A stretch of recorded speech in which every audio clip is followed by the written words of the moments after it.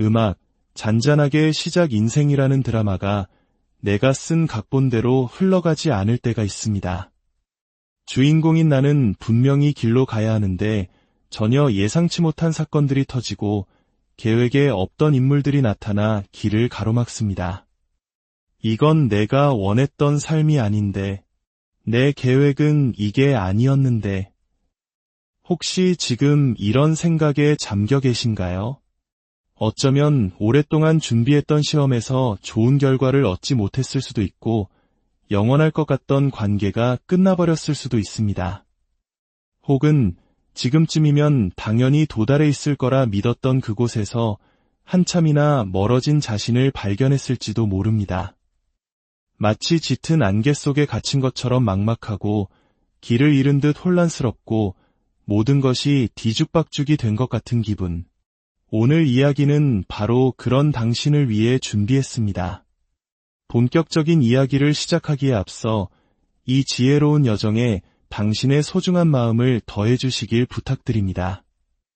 이 영상에 좋아요를 눌러주시는 것은 비슷한 어려움을 겪는 또 다른 누군가에게 따뜻한 등불 하나를 건네주는 것과 같습니다. 당신의 선한 영향력이 더 널리 퍼져나가도록, 그리고 당신의 삶에 더 큰 축복이 깃들도록 말이죠. 자, 이제 시작하겠습니다. 가장 먼저 당신이 마음 깊이 새겨야 할 사실이 있습니다.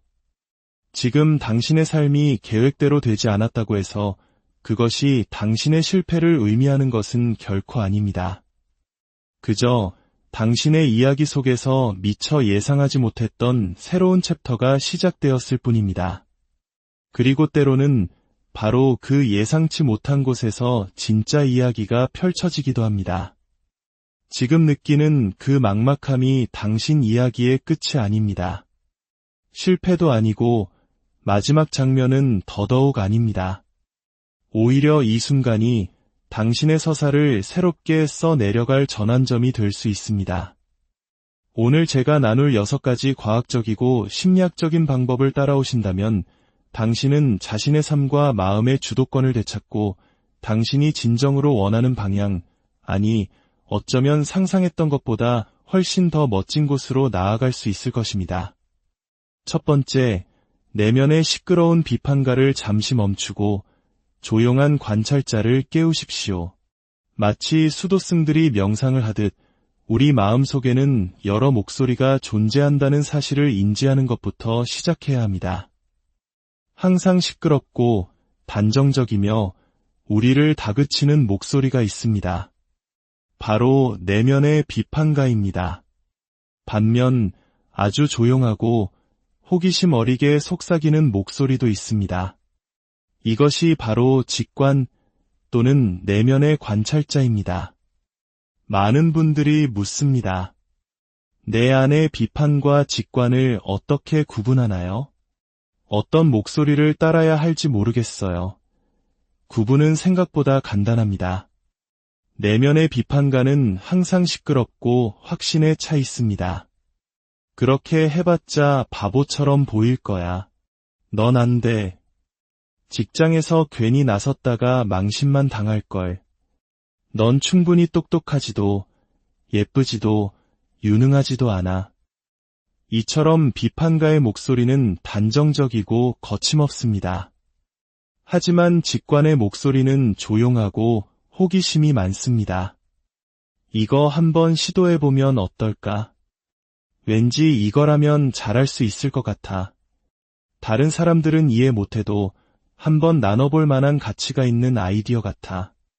직관은 우리에게 부드럽게 질문을 던집니다. 당신이 그 조용하고 호기심 어린 내면의 목소리에 더 귀를 기울일수록 비판가의 시끄러운 소음은 힘을 잃게 됩니다. 우리의 직관이 점점 더 조용해진 이유는 우리가 오랫동안 그 목소리를 무시해왔기 때문입니다.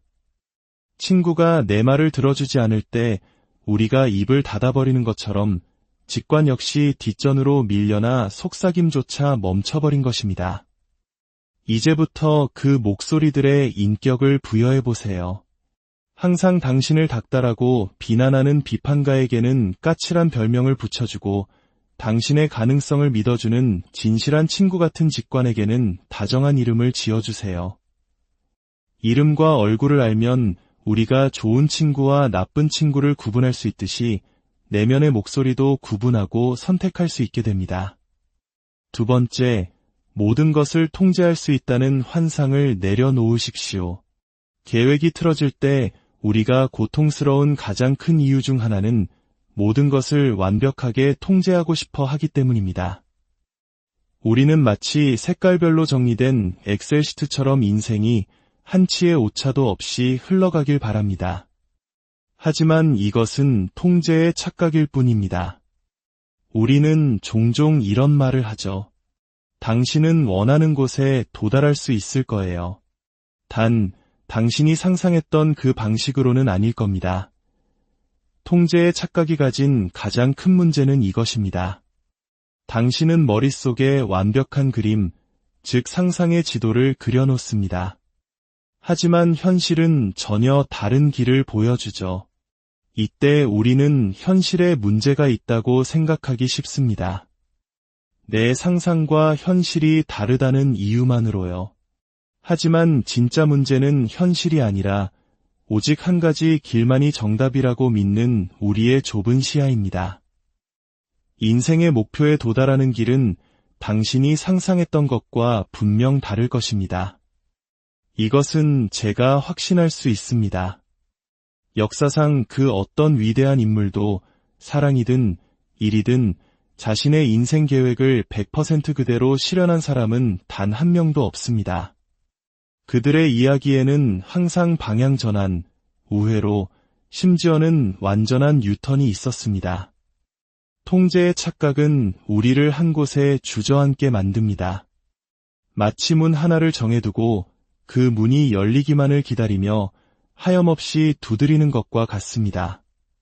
그런데 당신이 그 문을 두드리는 동안 바로 등 뒤에서 다른 세 개의 문이 활짝 열려 당신을 초대하고 있다면 어떨까요? 하지만 우리는 너무나도 그 한 개의 문에만 집착한 나머지 이미 열려있는 기회들을 보지 못합니다.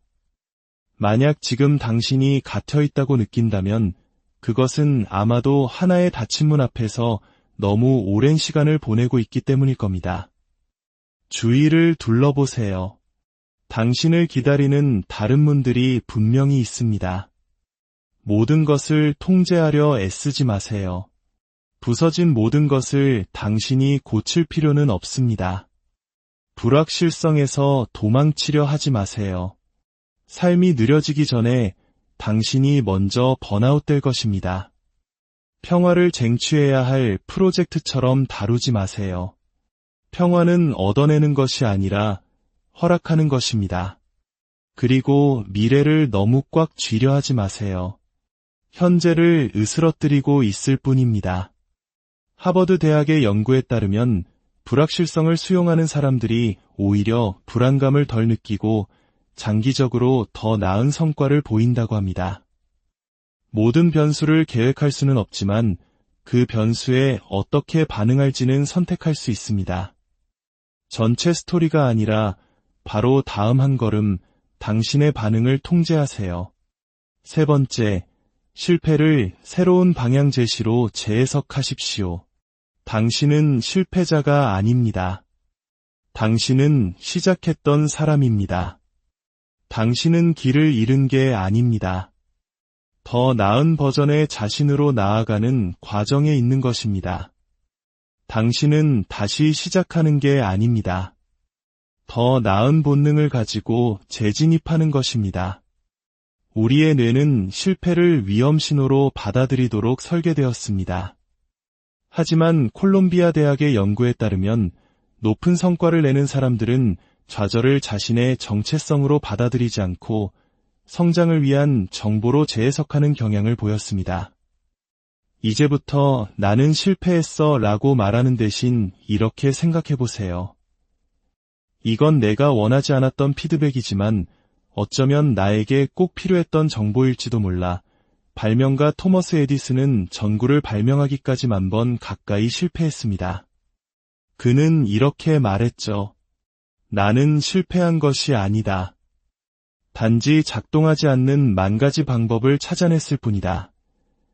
이것이 바로 관점의 전환입니다. 만약 당신이 작동하는 단 한 가지 방법을 찾아낸다면 그 전에 99번을 시도했던 것이 정말 중요할까요? 아닐 겁니다. 네 번째, 아주 작은 승리의 힘을 활용하십시오. 거창한 계획이 무너지면 앞으로 나아가려는 추진력도 함께 사라지기 쉽습니다. 이때는 하버드 경영대학원에서 말하는 진보의 원리를 활용해야 합니다. 아주 작은 승리, 눈에 띄지 않는 사소한 행동이라도 우리의 자신감과 동기를 측정 가능할 정도로 끌어올립니다. 어릴 적 부모님이 벽에 키를 재주던 것을 기억하시나요? 너무 가까이 있으면 성장을 알아차리기 어렵기 때문입니다. 우리는 큰 기적을 기다리느라 작은 움직임이 주는 동기부여를 놓치곤 합니다. 기억하세요. 추진력은 기적이 아니라 움직임에서 나옵니다. 오늘 당장 당신의 목표에 한 걸음 더 다가갈 수 있는 작은 일 한 가지는 무엇인가요? 사업에 실패했다면 브랜드를 통째로 다시 만들려고 하지 말고 딱 20분만 새로운 아이디어를 구상해보거나 고객 한 명에게 피드백을 구해보세요. 이별의 아픔을 겪고 있다면 새로운 사랑을 찾아 헤매는 대신 오롯이 혼자만의 시간을 즐길 수 있는 일을 해보세요. 서툴러도 괜찮으니 일단 시작하세요.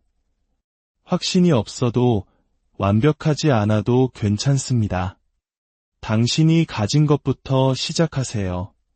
중요한 것은 멈춰있지 않고 움직이는 것입니다. 다섯 번째, 인생의 플롯 트위스트, 즉 예상치 못한 반전을 기대하십시오. 우리는 꾸준함이란 매일 똑같은 양의 노력을 쏟는 것이라고 생각합니다. 물컵에 매일 똑같은 양의 물이 채워지는 것처럼요. 하지만 진짜 꾸준함은 다릅니다.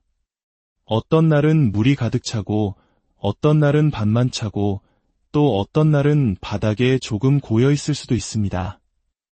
중요한 것은 컵을 비우지 않고 계속해서 채워나가는 행위 그 자체입니다. 긍정 심리학 연구에 따르면 장기적으로 더 행복한 사람들은 심리적으로 더 유연한 경향이 있습니다. 그들은 여러 진실을 동시에 받아들일 수 있습니다. 이건 계획에 없던 일이야 라고 단정 짓는 대신 이렇게 생각의 문을 열어두세요. 이건 계획에 없던 일이지만 어쩌면 더 좋은 무언가로 향하는 과정의 일부일지도 몰라. 이 작은 생각의 전환이 당신의 뇌에 새로운 기회의 길을 열어줍니다.